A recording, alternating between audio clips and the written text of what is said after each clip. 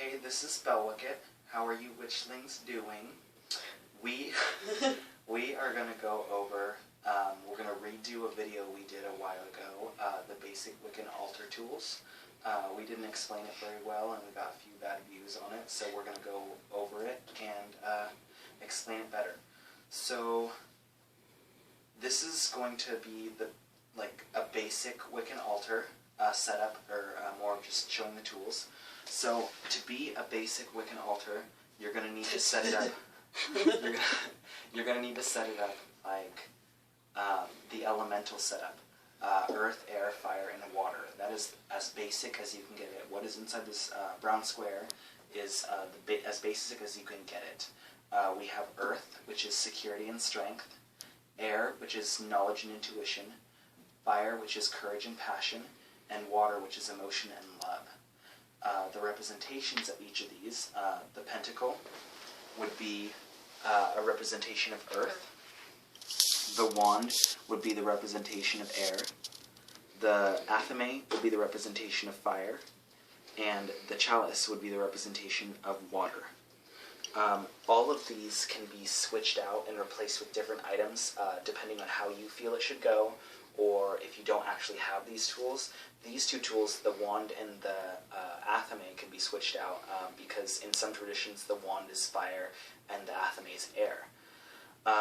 Something you can change for the pentacle would be a rock or salt, bowl of earth, probably an actual plant. You could put a plant actually rooted into earth. That would be really cool. It really doesn't matter what you choose as long as it to you represents earth. For air, instead of a wand, you can put a feather, a stick of incense, an incense like a charcoal disc, and it can show, or it can have your own personal incense you made in it. For fire, you can put a candle instead of an athame. You can put a thorny bush, or a thorny piece of stem, maybe a rose bush or something. Whatever represents fire to you.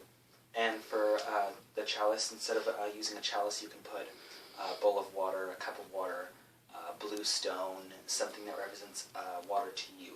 So that would be the basic setup for a basic altar. All of this would be the only things you really need for any basic type of spell work or ritual work. So to get into a little bit more of eccentric tools you wouldn't normally use on the altar, but are sometimes commonly used. The first one would be a cauldron.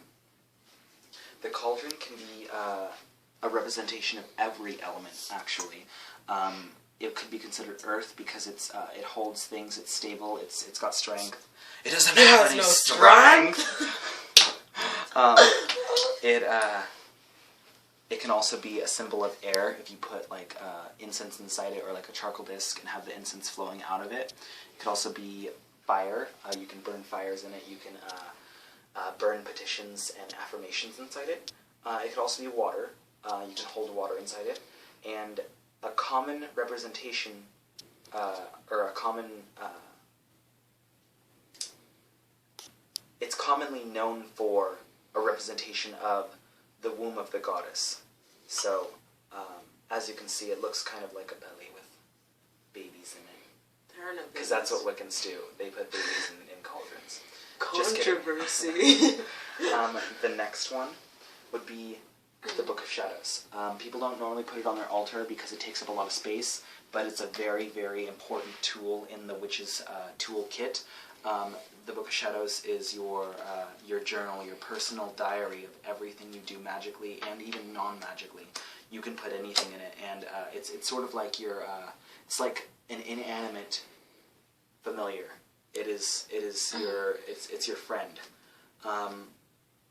A lot of witches have them. I believe that every witch should have one to write down everything they desire inside it. The last one that we have is the pendulum. And this one, my friend made for me.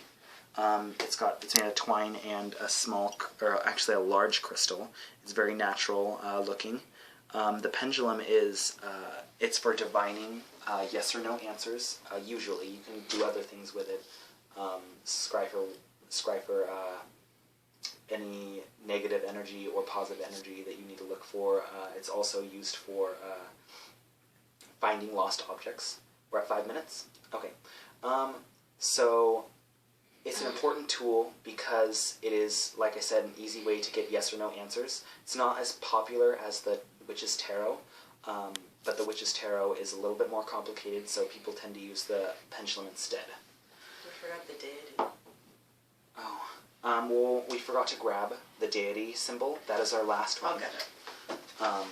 Keep going. Our deity symbol is used to symbolize your form of the god or goddess or both, and she's going to grab it in a second. Couldn't find it. It's one of the more popular tools to put on the altar with everything else. This right here would be Isis. You can explain that. You use a deity representative on your altar and you put it in the center because it's allowing you to show your deity that you are inviting them in, that you are welcoming them in, that you are connecting yourself to your deity, to your outer higher power. Mm-hmm. And Isis is my deity, as everyone should very well know. And she is very well known as the mother of all other deities in the Egyptian pantheon. Mm-hmm.